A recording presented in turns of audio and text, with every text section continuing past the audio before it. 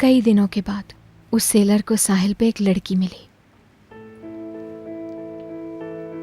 Seller बहुत कमजोर हो गया था, बिल्कुल एक ढांचे की तरह। बहुत जख्मी हो गया था, कई दिनों से अपनी कश्ती पर ही था, इस वजह से बीमार हो गया था। लड़की ने जब उसे देखा तो डरी नहीं, वो उसे धीरे धीरे झोंपड़ी में ले आई अपने, और उसका बहुत ज्यादा ख्याल रखा। उसके जख्मों पे मरहम किया, पट्टी लगाई और ठीक कर दिया। उसके खाने का ख्याल रखा। और फिर वही कमजोर आदमी धीरे धीरे तवाना होना शुरू हो गया, ताकतवर होना शुरू हो गया। और अब वो लड़की उस आदमी से डरने लगी, सोचने लगी उसके बारे में कि कहीं ये आदमी कोई बुरा शख्स तो नहीं है,